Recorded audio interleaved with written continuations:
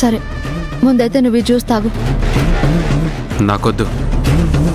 నీకోసం నేనే స్వయంగా నా చేతులతో చేసుకొని తీసుకొచ్చాను. ఈ జ్యూస్లో ఏం మందు కలిపావో ఏంటో.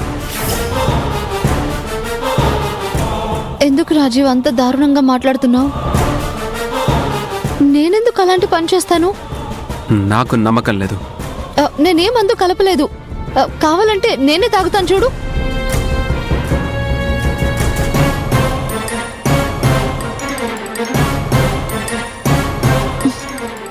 చూసావా, ఏం కలపలేదు.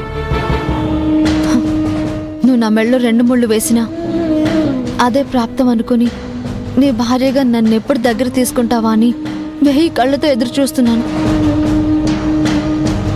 కానీ నువ్వు ఆ జ్యోతి మాయలో పడి నాకు అన్యాయం చేస్తున్నావు.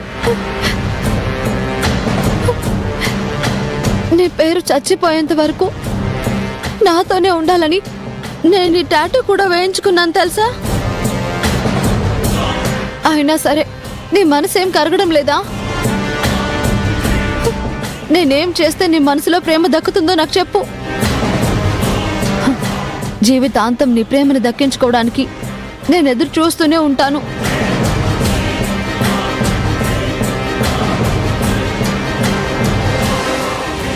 జ్యోతి, ఈరోజు నేను బయటికి తీసుకెళ్ళి సెలబ్రేట్ చేయలేకపోయినందుకు నేను సారీ చెప్పడం తప్ప నేనేమీ చేయలేకపోతున్నాను.